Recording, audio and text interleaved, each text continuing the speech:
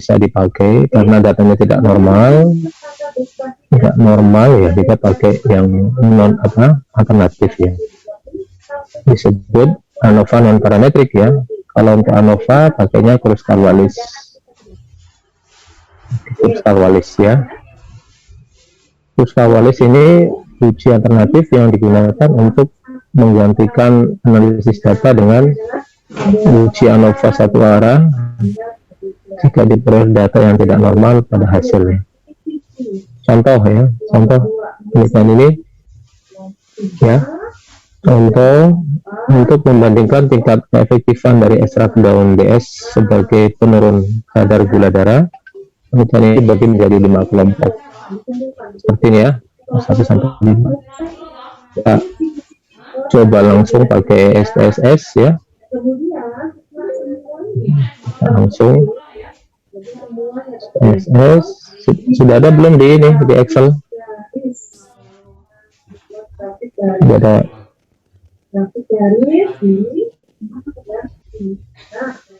Ya. Kadar gula darah.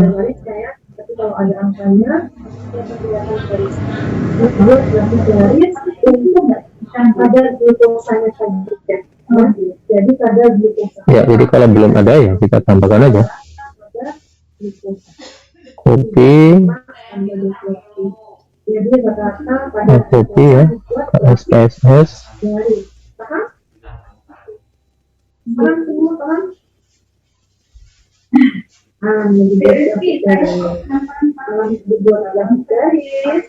Begitu persen penurunannya.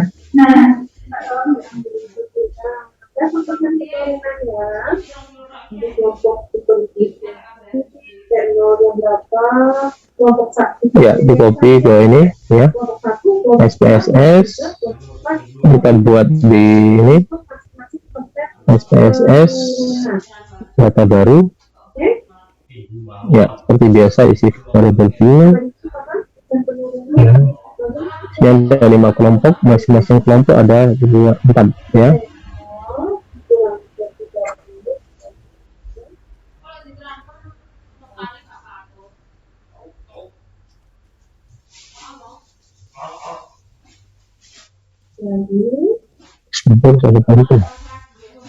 Oh, ternyata sama ya, pakai yang sebelumnya ya. Ternyata kita pakai data yang sama untuk uji ANOVA ya, kita pakai itu.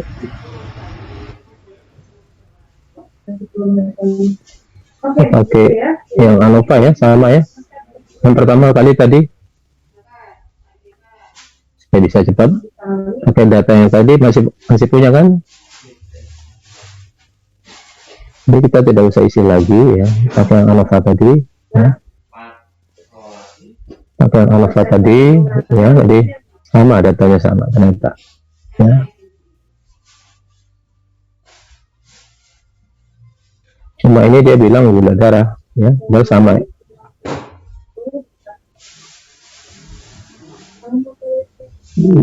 datanya sama.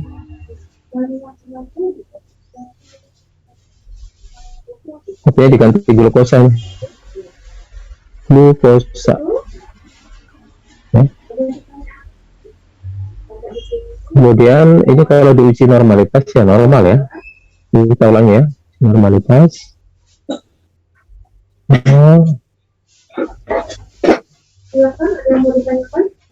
Diuji glukosa, kita coba normalitas.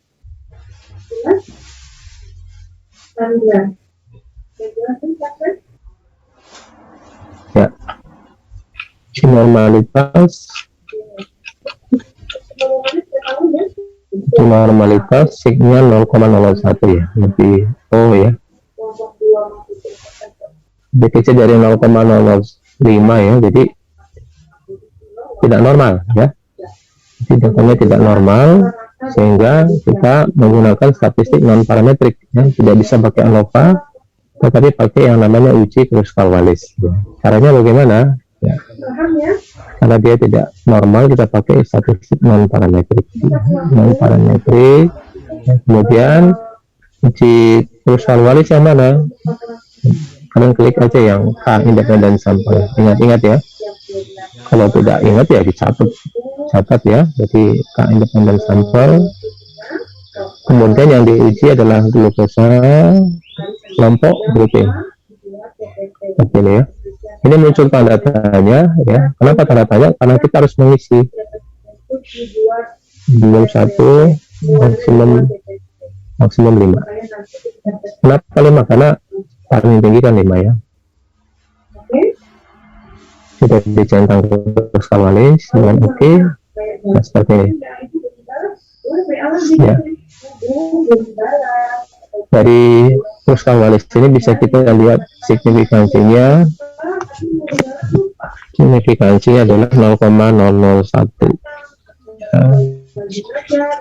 Masih 0,001 artinya bahwa ya minimal ada satu kelompok yang berbeda signifikan ya, minimal satu kelompok yang berbeda signifikan. Jadi kita teruskan dengan post hoc ya. Apa post hoc dari apa pakainya apa? Apa kursus Kawalis post hocnya menggunakan ini. Ingat ya. Ya. Post hoc untuk uji kursus Kawalis menggunakan uji Mann-Whitney. Kalau tadi yang ini ingat ya, yang Friedman ini post hocnya pakai Wilcoxon. Harus ingat-ingat ya. Ya.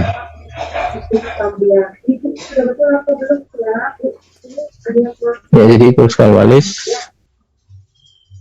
gitu ya, jadi masing-masing dari kelompok silakan nanti setelah didapat oke. Jadi yang tadi kursus Kawalis sudah, kita sekarang lanjutkan post hoc. Post hocnya pakai Mann-Whitney pakai yang itu independent sample ya. Glukosa yang atas, kelompok yang bawah ya. Nah, mau uji yang mana? Kalau ANOVA tadi otomatis ya pakai intervention, tapi kalau ini satu-satu ya, satu-satu kelompok 1 dan 2 misalnya ya. Kita lihat 1 dan 2, kelompok 1 dan 2 ya. Satu itu kontrol negatif dan positif. Melihat signifikansi 0,029 ya, lebih kecil dari 0,05 ya, jadi ada perbedaan. Terus mau uji yang mana lagi? Satu-satu ya, satu-satu ya. Itu independent sample. Sama mau coba yang mana lagi? 1 dan 3 misalnya ya. Kelompok 1 dan 3 ya, sama ya, signifikansi 0,029 lebih kecil dari 0,05 berarti berbeda signifikan, dan seterusnya ya. Mau coba yang mana lagi? Kelompok 4 dan 5 misalnya ya. Jadi sekali lagi untuk apa kursus Kawalis post hocnya itu satu-satu. Tunggalnya sumber asli wis tengah. Misalnya kita mau coba kelompok 4 dan kelompok 5 misalnya. Beras kan lurus tengah telas. Ya, sama ya. Tak tambahin dewe. Sama 0,029 ya. Tak genepi tadi petang kilo.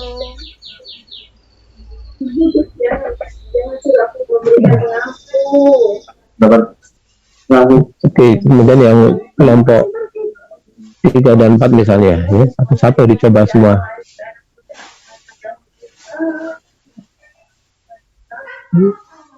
Misalnya 3 dan 4 ya. Oke, 3 dan 4 misalnya ya, dicoba sama, kebetulan ini semuanya sama sigma ya. Kebetulan sigma sama semua.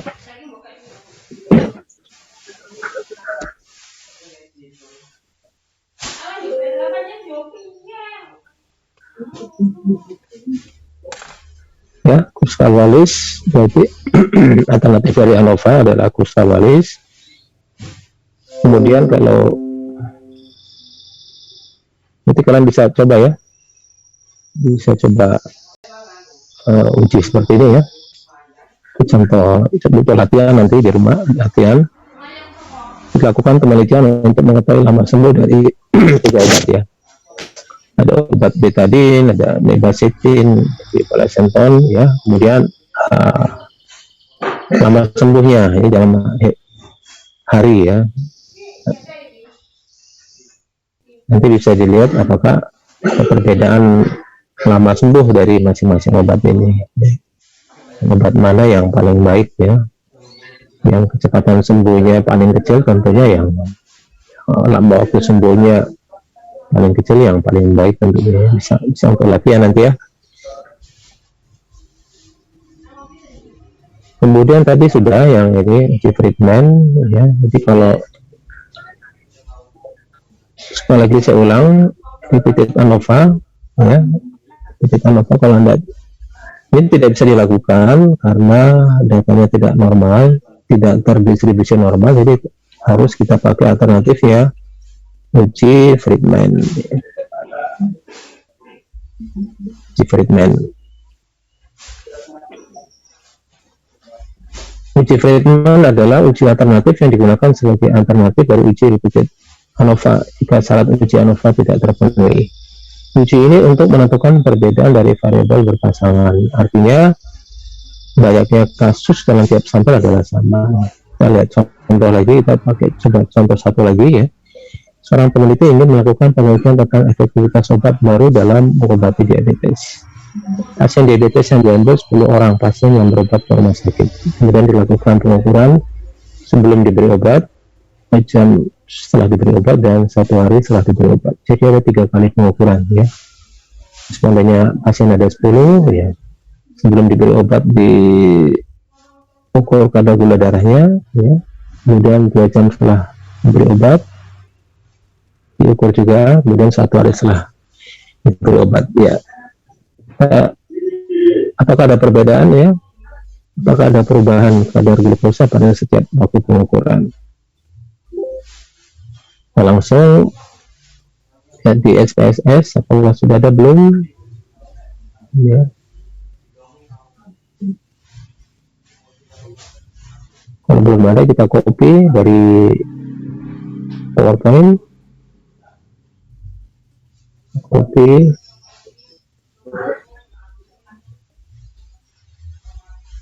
ya, nah, copy. Kemudian kita buka SPSS yang baru ya. Dari sini kan bisa dilihat ya, ada 3 kali pengukuran X1, X2, X3 ya. Jadi kita isi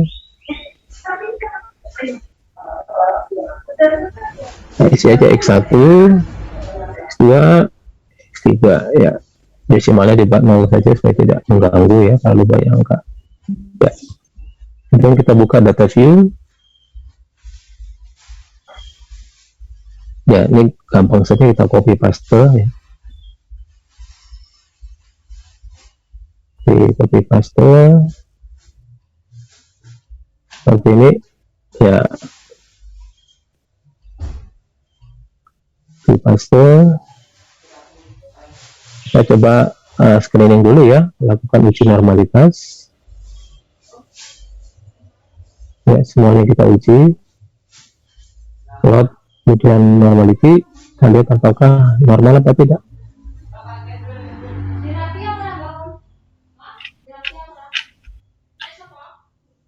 Ya, dari sini bisa kita lihat bahwa signya itu semuanya di atas 0,05 ya.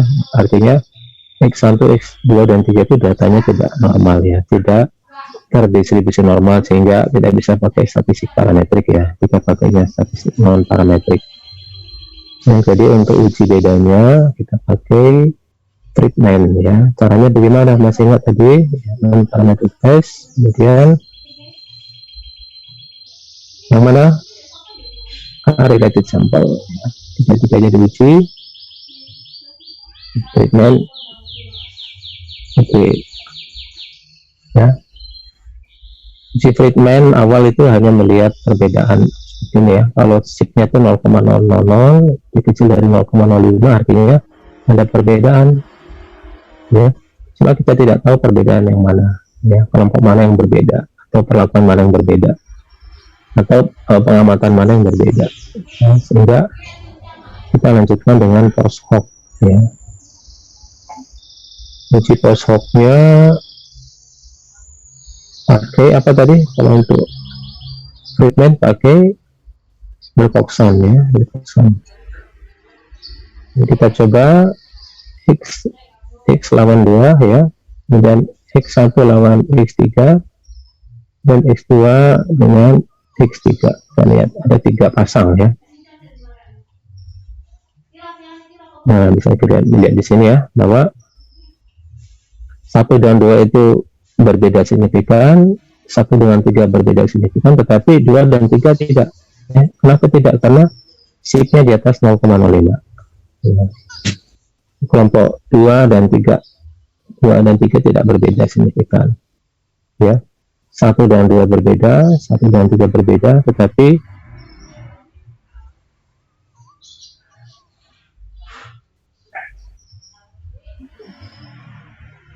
1 dan 2 berbeda, 1 dan 3 berbeda, tetapi 2 dan 3 tidak berbeda. Kenapa dianggap sama? Itu kesimpulannya apa? Atau pengetahuannya apa? Kalau informasi bahwa kadar gula darah 2 jam setelah terapi dan 1 hari setelah terapi, ya, tidak berbeda signifikan. Itu informasinya. Kalau pengetahuannya apa? Itu dianggap sama. Pengetahuannya apa? Pengetahuannya bahwa obat yang diuji ini, obat baru atau obat baru yang diuji ini, ya, efeknya atau pengaruh ini tidak sampai ke 1 hari, ya. Nyatanya apa? Nyatanya 1 hari berikutnya diukur, ya, sama saja, ya, tidak, penurunannya tidak signifikan, ya. 140 jadi 129, 145, 143. Jadi efeknya hanya. Kemudian untuk saran, ya, bisa dilakukan penelitian yang mengukur kadar glukosa sebelum 1 hari, ya, untuk mengamati pada hari keberapa kadar glukosa mulai naik lagi, ya, mulai apa, penurunannya sampai mana, ya. Jadi artinya setelah 1 hari pun tidak ada perubahan. Jadi efeknya obat ini adalah jangkanya pendek, ya. Efeknya pendek, ya, tidak sampai 2 jam, ya. Mungkin kalau diteruskan tidak. Jadi kesimpulannya efek obat yang diteliti ini, ya, efeknya hanya sampai 2 jam, sekitar 2 jam. Setelah itu, ya, tidak berefek, ya. Artinya kadar glukosa darahnya tetap, ya, tidak turun signifikan. Itu pengetahuannya.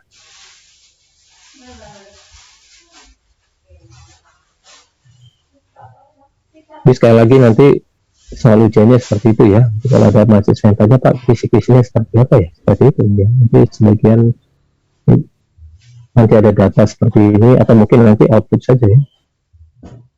Output SPSS, ya. Kemudian dari situ kalian bisa memilih, ya, karena di checkpoint nanti sama informasinya apa, kemudian pengetahuannya apa, knowledge-nya apa, atau kesimpulannya, konklusi, pengetahuannya apa, ya. Ini nanti banyak soal seperti ini. Selain juga soal-soal hafalan, ya, misalnya kalau data seperti ini tidak hasil dari uji normalitas, tidak normal, dan pakai uji apa, ya, ujinya Friedman namanya, ya.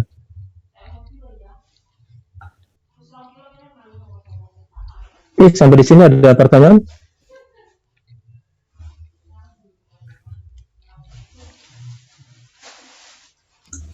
Belum, Pak. Oke.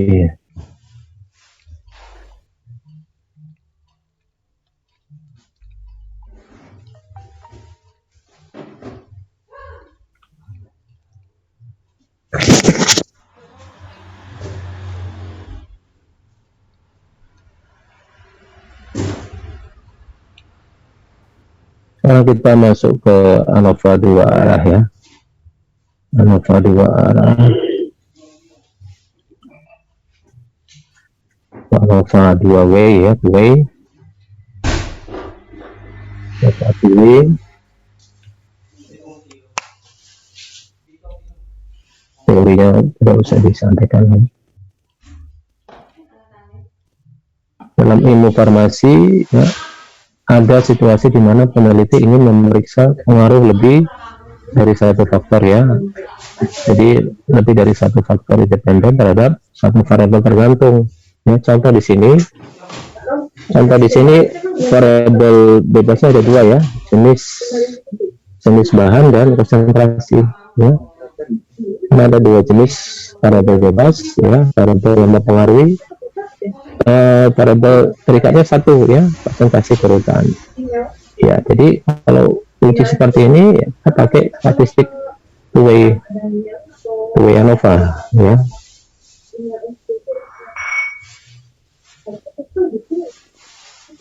Ya, kemudian contoh suatu serat sintetis yang karena mirip dengan rambut ternyata cocok untuk pembuatan wig ya. Jadi ini penelitian di pabrik wig ya, rambut palsu yang menggunakan serat sintetis ya.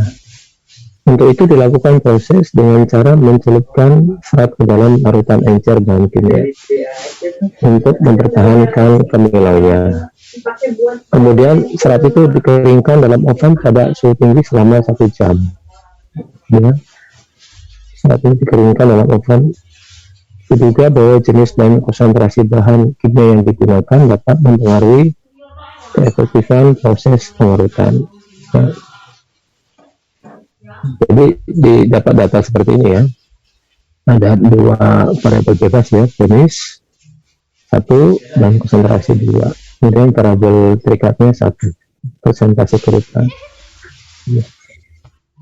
Kemudian bagaimana cara kita melakukan uji statistiknya ya, ya bisa mengikuti di PowerPoint ini ya, prosedurnya atau tahapannya kita ikuti saja, tidak harus hafal ya. Sebetulnya kalau SPSS itu yang penting bagaimana kita bisa menginterpretasikan atau bisa memahami output dari SPSS ya.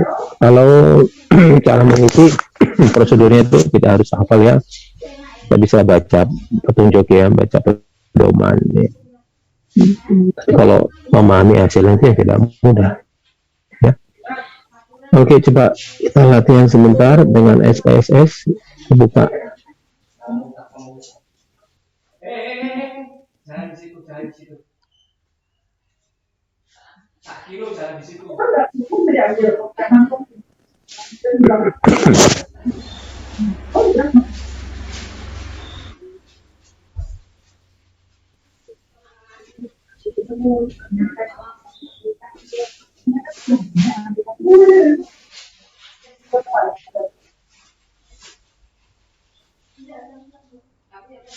Dipikirkan sudah ada belum?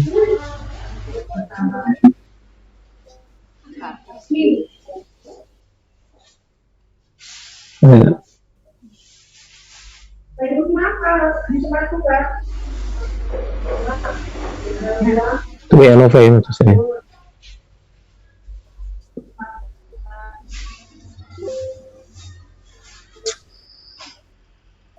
Oke, kita buka SPSS ya. Data kita lihat aja di sini.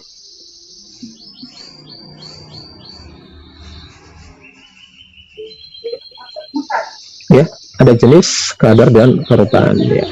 Jenis, kadar, kerutan. Isi ya. Jenis, kadar, kerutan. Ya.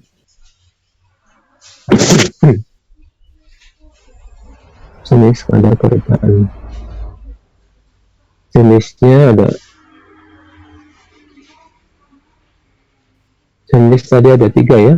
Makanya value-nya diisi 1 jenis A, bahan jenis A, 2 bahan jenis B, kemudian ketiga bahan jenis C ya, C dan oke ya. Kemudian kadarnya ada berapa tadi? Ada 3 juga, 6, 8, 10 ya. Kadarnya ada 3, ada 6, 8, 10 ya. 1 0%, 2 8%, 3 10% ya. Ya, kadar itu 1 angka belakang koma, konsentrasi 2 angka. Kita sesuaikan di SPSS. Ini situ 0, kadar itu 0, kadar itu 1 ya. Oke, kita pindah ke data view.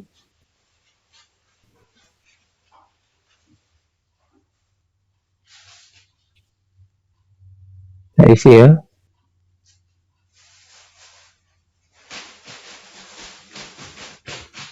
Masing-masing bahan itu ada 9 ya, 9.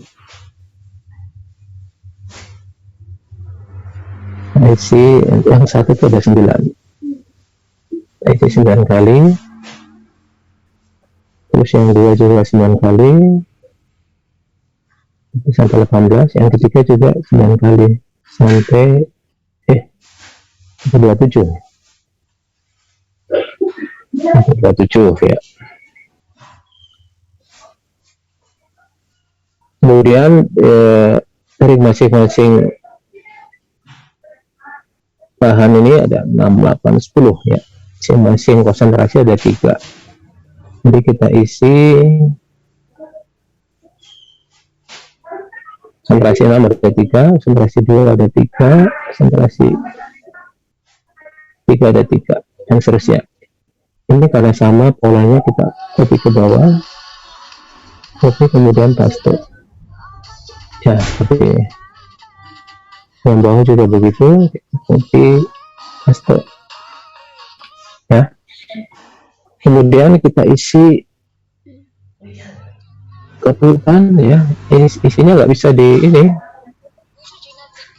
isinya harus manual ya, manual, nggak bisa di copy paste ya, karena berbeda ini ya. Kita isi konsentrasi 6 3,6, kemudian 3,9, 3,6 ya, 4,6, silakan diisi ya. 4,5, 4,8, 5,5, 5,3, 5,7. Kemudian yang B 2,9, 2,7, 3,1, 2,7, 2,9, 3,5, 4,8, 5, dan 4,6. Itu baru konsentrasi jenis B ya. Kemudian sekarang jenis C ya, 1,8, 1,4, 1,7, 2,6, 2,4, 2,4, dan 3,9, 3,2, 4 ya. Sudah masuk semua? Sudah jam 12.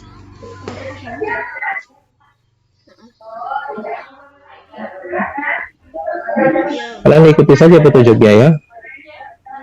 Kemudian klik analyze, dia masuk ke GLM, kemudian pilih yang univariate ya. Gimana selanjutnya ya?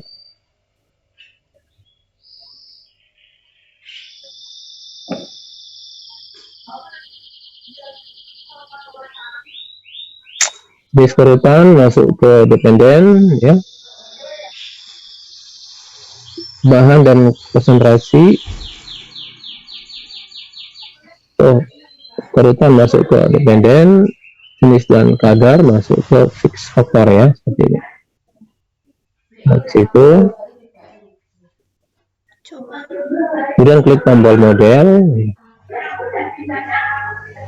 Kemudian pilih full factorial ya, otomatis. Kemudian pilih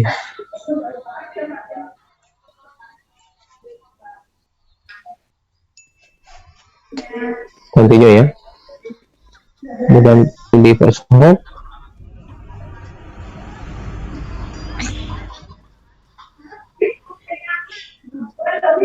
Ini dipindah dua-duanya. Jadi contohnya pakai Johnson ya, Johnson ya, continue dan oke.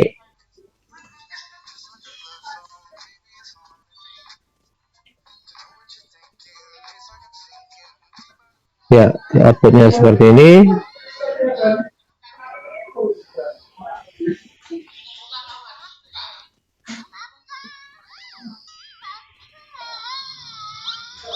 Ya, dari output ini bisa kita lihat seperti ini ya.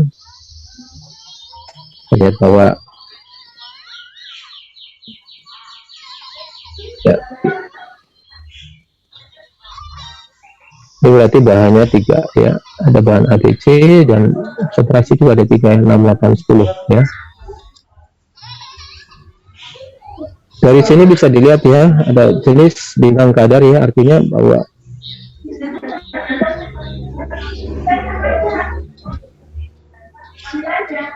hasil pengujian berdasarkan statistik F menunjukkan bahwa tidak terjadi pengaruh interaksi antara jenis dan kadar ya. Jadi tidak ada interaksi antara jenis dan kadar. Bahan kimia terhadap presentasi kerutannya, jadi tidak ada pengaruh. Yang bagus begitu ya. Jadi ini bagus datanya karena lebih besar dari 0,05. Jadi dia independen antara jenis dan kadar, tidak saling mempengaruhi ya, independen. Sedangkan jenis dan kadar bahan kimia yang punya pengaruh yang signifikan terhadap presentasi kerutan. Bisa dilihat di lebih. Dengan demikian, uji lanjut dengan uji Duncan dilakukan terhadap pengaruh mandiri dari masing-masing faktor tersebut ya. Jadi secara umum ya bisa dilihat bahwa ada perbedaan ya. Nah, kita belum tahu yang mana yang berbeda. Kemudian pakai Forshock ya, Duncan, kita lihat hasilnya seperti ini ya, bahwa ada 3 subset. Di bahan A, bahan C ini memberikan presentasi kerutan yang berbeda ya. Sini bisa dilihat bahwa bahan C yang paling baik ya, karena memberikan kerutan yang paling kecil. Ini dari sisi bahan ya, jadi yang terpilih adalah bahan C. Kemudian konsentrasi, ini pun berbeda signifikan ya, karena berada di subset yang masing-masing berbeda ya, subset 1, 2, dan 3. Yang paling kecil yang mana? Yang 6% ya, 6% ya, sehingga bisa kita simpulkan mana yang paling baik ya. Berarti bahan C dengan konsentrasi 6 ya. Uji statistik membuktikan bahwa ada perbedaan dengan kelompok B ya, dengan jenis B. Jadi yang terpilih adalah C 6%. Jadi kalau ada data seperti ini, kita tidak bisa pakai ANOVA. Kalau pakai ANOVA boleh apa tidak? Ya boleh saja, cuma ANOVA satu jalan bisa, tapi jadi 2 kali kerja ya.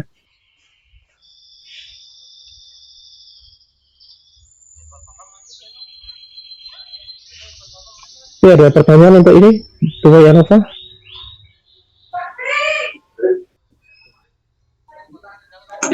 Belum ada, Pak. Oke, sekarang kita masuk C-square ya. C-square, sudah pernah dapat ini belum? C-square. Kalau bahasa Inggris bacanya C ini chi square. Ya. Kalau tulisannya C-square, tapi bacanya chi square. Uji ini adalah uji statistik non parametrik yang melihat hubungan antara 2 variabel ya. Data kedua variabel merupakan data dalam bentuk kategori dengan skala ukur nominal ya. Skalanya nominal ya. Artinya data yang dikumpulkan peneliti berbentuk data yang dikelompokkan menjadi beberapa kategori tertentu yang spesifik. Kemudian diberi kode angka agar dapat diolah secara statistik untuk melihat hubungan dua variabel tersebut. Ya. Interpretasi data dilihat dari nilai signifikansi yang diperoleh. Sig kurang dari 0,05 ini dapat ditarik kesimpulan bahwa antara variabel 1 dan 2 memiliki hubungan yang kuat. Ada hubungan ya. Kalau lebih kecil, kalau lebih besar berarti tidak ada hubungan. Itu saja. Ya.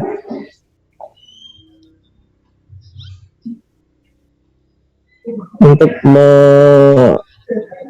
memudahkan memahami ya, ini contoh ya, diskriminatif statistik non parametrik. Ya, ini bagi mahasiswa yang biasanya melakukan penelitian yang non eksperimental ya, penelitian di lapangan yang menggunakan data nominal misalnya. Ya, seorang peneliti ingin mengetahui apakah terdapat hubungan yang signifikan antara jenis kelamin dengan tingkat pendidikan. Ya, ada nggak hubungan antara jenis kelamin dan tingkat pendidikan? Nendur kulkas gak enak ya? Ya. Sanmol. Hipotesisnya ada hubungan, ya. Tapi kita buktikan dengan data ini ya. Dari penelitian ini ada 33 ya, 33 responden ya. Ini ada jenis kelamin JK dan ada tingkat pendidikan. Jenis kelamin ada dua ya, laki-laki dan perempuan. Laki-laki diberi kode 1, perempuan diberi kode 2. Ini data nominal namanya ya. Data nominal. Ya.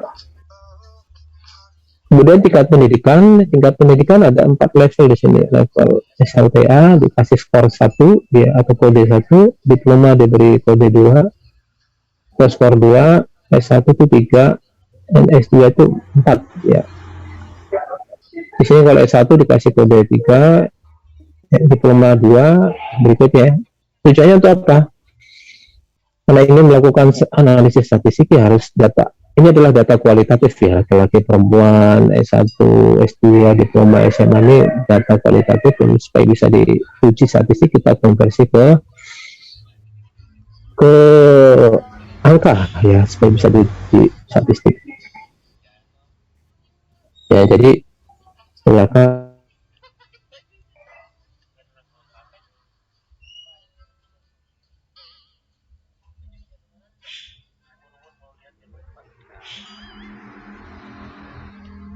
Sudah ada di Excel. Sebelum ada silakan ya copy dari PowerPoint di copy ke SPS ke Excel. Sekarang kita buat SPSS baru ya. Ada dua data ya, jenis kelamin dan tingkat pendidikan.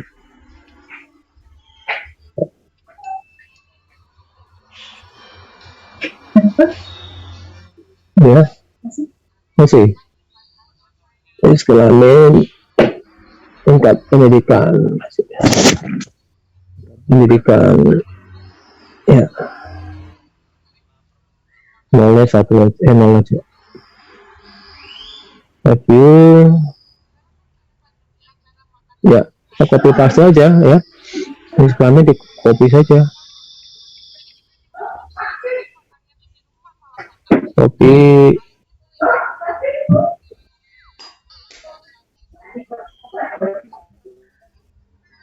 Kemudian ya, pendidikannya juga di copy saja.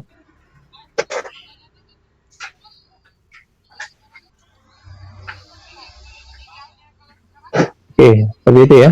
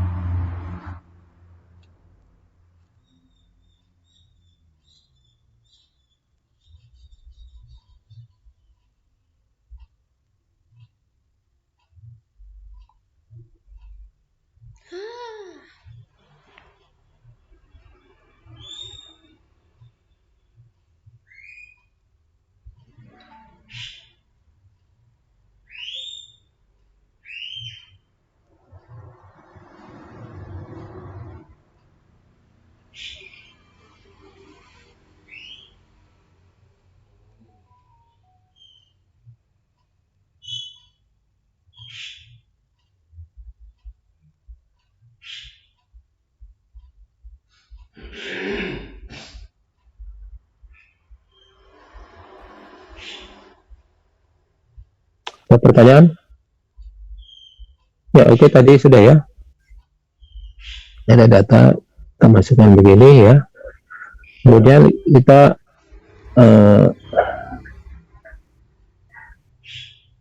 itu saja yang di sini ya. Kemudian ya, pilih menu analyze, kemudian deskriptif, kemudian cross tab ya. Muncul kotak dialog cross tab, masukkan CK ke row, pendidikan ke kolom ya.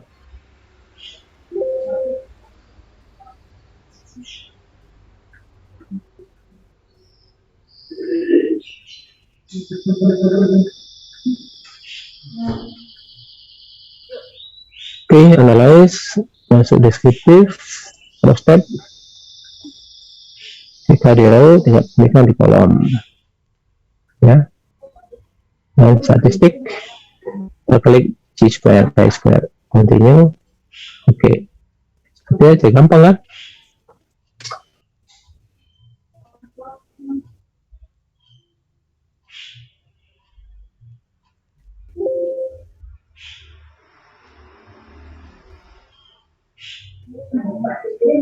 Ya, outputnya seperti ini ya.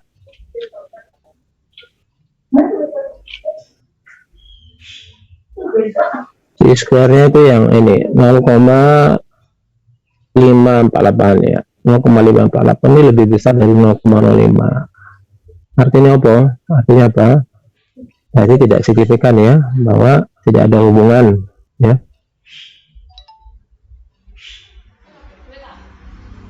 Ya. Duit Jani, duit Mbak. 0,548 ya. Sini berarti tidak ada hubungan antara jenis kelamin dan itu senjata pengetahuannya. Kita terdapat informasi bahwa tidak terdapat hubungan yang signifikan antara jenis kelamin dengan tingkat pendidikan. Ya, pengetahuannya apa? Jenis kelamin tidak mempengaruhi tingkat pendidikan. Yang mempengaruhi tingkat pendidikan itu apa? Kalau zaman dulu mungkin iya ya.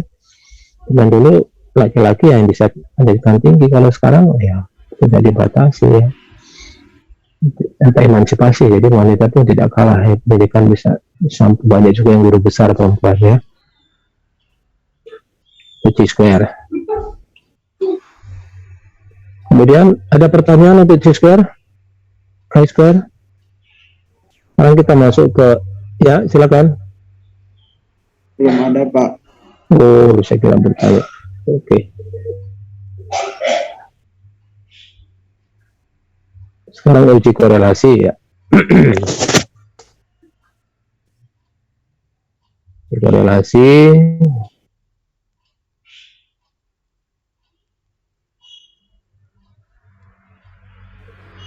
Ya, analisis korelasi dan regresi. Ya, apa beda korelasi dan regresi ya? Kalau regresi itu punya kemampuan prediksi ya, kemampuan meramalkan. Jadi kalau Anda pernah pakai analisis ya, analisis ukuran kadar pakai spektro, tentunya membuat kurva baku ya, itu pakai regresi ya. Kalau korelasi itu hanya melihat hubungan ya, yang mewakili biasanya pakai R ya, coefficient korelasi, melihat seberapa besar ya korelasi atau hubungan antara variabel satu dan yang lain ya. Dengan korelasi seperti ini ya, ini variabel ya, variabel X ya, ini variabel Y, sumbu Y, ini sumbu X. Kalau garisnya seperti ini berarti ini ada korelasi ya. Ini nomor satunya ada korelasi, nomor 2 tidak ada korelasi, 3 juga tidak ada, 4 juga tidak ada. Yang korelasi seperti itu ya. Semakin tinggi X maka semakin tinggi Y. Tapi arah korelasi tidak selalu positif ya, bisa juga negatif ya. Nggak masalah, berarti hubungannya terbalik. Semakin besar X malah Y-nya makin kecil ya. Kalau seperti ini acak seperti ini berarti korelasinya 0 ya, 0. Coefficient korelasi persen ini ada rumusnya sebetulnya ya. Ada rumus kalau kita hitung secara manual lama ya. Tapi kalau sekarang dengan Excel ya, dengan SPSS ya, dengan bantuan komputer itu perhitungan untuk koefisien korelasi atau regresi itu sangat mudah ya, sangat mudah dan cepat, hanya hitungan detik. Asal ada data, asal nggak tahu, cepat sekali perhitungannya. Dan kesalahan ya, kesalahannya bisa diminimalkan. Kalau dulu ya, pakai manual, sudah waktunya lama, ada kemungkinan kesalahan.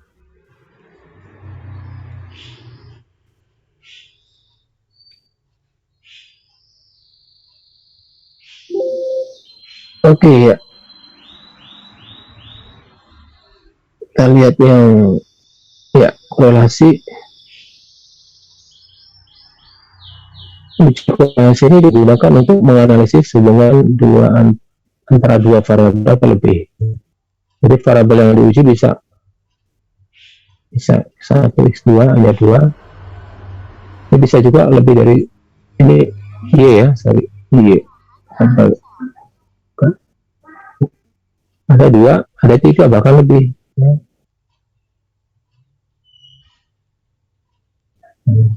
Yang sifatnya kuantitatif. Kalau tidak kuantitatif tadi kita pakai chi-square ya. Suatu variabel akan dikatakan berkorelasi jika terdapat suatu perubahan pada suatu variabel jika akan diikuti dengan perubahan pada variabel lainnya ya. Tadi misalnya ini ya, X makin tinggi, Y-nya makin tinggi ya, berarti ini ada korelasi. Kalau begini X-nya makin tinggi X, Y-nya tetap, berarti tidak ada korelasi.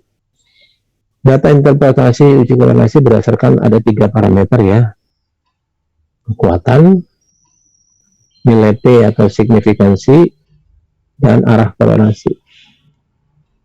Ada 3 ya, 1 kekuatan ya, 2 nilai P atau signifikansi, yang 3 arah. Kita lihat satu-satu. Kekuatan itu koefisien korelasi R. Nilainya itu seperti ada rentang, ada intervalnya ya, 0 sampai 0,115 itu sangat lemah, seterusnya itu lemah, sedang, kuat. 8 ke atas ya, itu sangat kuat, very strong, sangat kuat ya. Jadi kalau Anda menemukan koefisien korelasi 0,92, ini berarti hubungannya sangat kuat, korelasinya sangat kuat. Jadi kalau ada korelasi 0,55, berarti korelasinya sedang. Kemudian yang kedua, parameter kedua, nilai signifikansi, nilai P ya. Kalau kurang dari 0,05 berarti ada korelasi yang signifikan. Sebaliknya kalau lebih besar dari 0,05 tidak terdapat korelasi yang signifikan antara dua variabel. Kemudian yang ketiga, arah korelasi ya, positif atau negatif. Positif itu semakin besar X ya, semakin besar Y. Kalau negatif terbalik ya, sini dia semakin besar X malah justru terbalik Y-nya. Jadi ini 3 hal penting di dalam uji korelasi ya. 1 koefisien korelasi, kedua nilai P atau signifikansi, yang ketiga arahnya positif atau negatif. Ada 3 jenis uji korelasi ya, korelasi Pearson, korelasi Spearman, dan korelasi gamma and Somat. Tapi kita pelajari 2 saja ini ya, Spearman dan Pearson. Pakai yang pertama dulu, korelasi Pearson ya, digunakan untuk analisis data numerik baik variabel terikat maupun variabel bebas. Dikenal juga dengan nama uji korelasi Pearson product moment ya. Jadi nama lainnya itu product moment. Syarat utama dari uji ini adalah data harus terdistribusi normal. Datanya harus terdistribusi normal. Contoh ya. Sepatunya mbak diumbah mambu. Contoh, seorang peneliti ingin melakukan penelitian tentang hubungan antara umur dengan tekanan darah sistol. Ada hubungan nggak? Kak, lihat di SPSS sudah ada belum? Oh ini, ya sudah ada. Ya, hubungan antara umur dan tekanan darah. Kalau belum ada, kalian copy. Ini bisa kita buat persamaan regresinya tidak? Bisa saja ya, bisa saja. Di Bagaimana cara membuatnya? Ya, begini ya, diulek dulu, kemudian invert. Ya. Lain-lain, kemudian more option.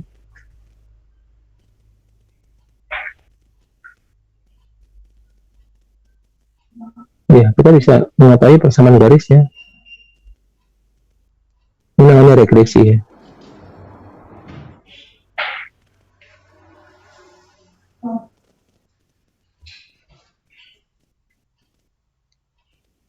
Dengan persamaan garis bisa diprediksi kan. Misalnya kalau umur 34 tekanan darahnya 120, umur 50 berapa bisa diprediksi ya bisa. Tapi untuk manusia tidak bisa dipakai ya. Prediksi bisa tapi kita tidak bisa pakai ya. Tapi kalau ini bisa ya. Misalnya data seperti ini ya. Dan Ada penelitian ya, seorang yang meneliti hubungan antara jarak tempuh ya atau usia ketik mobil. nomor iki. Semakin jauh jaraknya, emisi yang dikeluarkan, emisi itu gas buang ya, gas buang AC atau karbon ya.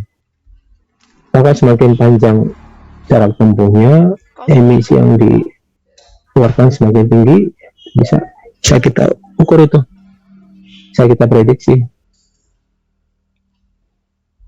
Ya, seperti ini ya. Bisa dibuat semen garis ya, sehingga kita bisa prediksi kalau jarak tempuhnya 31 sekian, itu kalau jarak tempuhnya 70 bisa diprediksi dengan persamaan regresi ya. Regresi itu untuk memprediksi, tapi kalau untuk manusia nggak bisa ya. Kalau umur 34 diketahui 120, jadi data 50 kan belum ada ya. Bisa nggak dihitung? Bisa, tapi nggak bisa dipakai karena untuk tekanan darah tidak hanya dipengaruhi oleh faktor usia ya, banyak faktor yang berpengaruh ya, pola hidup, berat badan dan lain-lain. Tapi kalau untuk mesin mungkin bisa ya, untuk mobil bisa.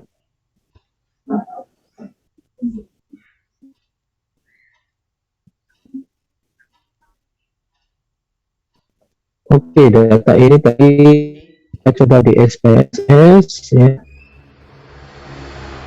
Coba lagi file baru.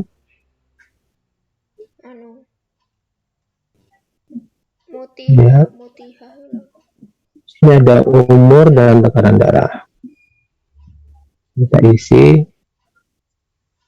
Garis pertama umur, yang kedua tekanan darah. Kita pindah ke data view kan sudah ada umur, tekanan darah ya. Kita copy paste saja.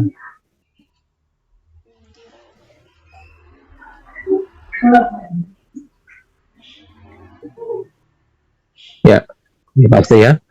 Umur dan tekanan darah.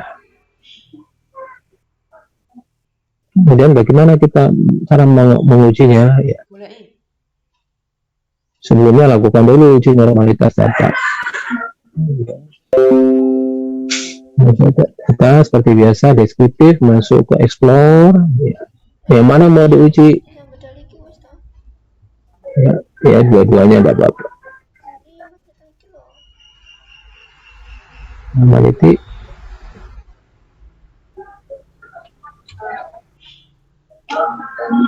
Ya. Umur dan tekanan darah dua-duanya lebih besar, signya lebih besar dari 0,05, berarti datanya terdistribusi normal ya. Normal ya. Karena normal kita pakai yang Pearson tadi, product moment. Caranya bagaimana ya? Buka dulu. Analyze, correlate, kemudian bivariate. Analyze, kita ingin melihat korelasi di sini korelasi bivariate. Untuk bivariate karena dua kelompok ya.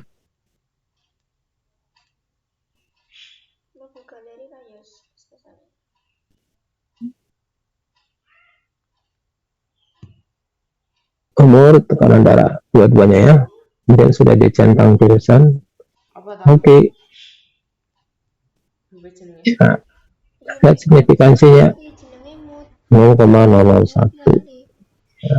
Golek yang apa toh? Tadi ada 3 parameter ya. Ada 3 parameter. Yang pertama kekuatan ya. Kekuatan 0,835. Artinya bahwa 0,835 artinya apa? Bahwa terdapat hubungan yang sangat kuat antara umur dan tekanan darah. di Jangan lupa tadi ada 4 ada 3 ya. Kalau tadi di atas 0,8 berarti hubungannya sangat kuat. Very strong. matul kilo nomornya muhimatul pas Kemudian apalagi? Nah, tadi kekuatan coba yang kedua apa? Signifikansi. Signifikansi nomornya catatan 0,01 lebih kecil dari 0,05 berarti hubungan tadi signifikan ya, hubungannya signifikan. Terus yang ketiga apa? Arah ya. Arahnya positif atau negatif? Sini positif. Berarti hubungannya positif dan signifikan Apa toh? dan sangat kuat. omong mbak Gitu iki. mbak posisi mana mau kalau mau mbak dumpling ayam harganya berapa Tetapi misalnya data yang kita uji itu tidak normal, sehingga tidak bisa pakai Pearson ya kita pakai alternatif yang namanya Spearman. Ya, kita pakai data yang tadi ya, SPSS yang tadi sama Cek tes.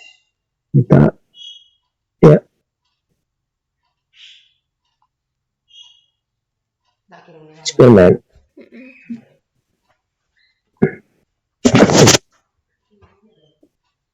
Sama ya, caranya sama. Tapi kita pilih yang Spearman. Kuwi. Iki. bayarannya mbak Analyze, Nih, satu correlate, bivariate. Ya. mbak Tadi yang Pearson kan, satunya Spearman. Oke, duit aku duit randa duit hampir sama ya. kabeh Kalau tadi yang pertama 0,835, jipun dompetnya nek lemari kalau pakai yang Spearman 0,809 ya. Ada perbedaan sedikit. Ya. Jiwa kaos. Oke, ingat-ingat ya. Jadi kalau psikorelasi datanya normal dan distribusi normal kita pakai Pearson, tetapi kalau tidak normal kita pakai Spearman. Ingat lagi bahwa ada 3 parameter utama di dalam melakukan uji korelasi ya. Satu, kekuatan koefisien korelasi, yang kedua signifikansi atau nilai P, yang ketiga arah korelasi.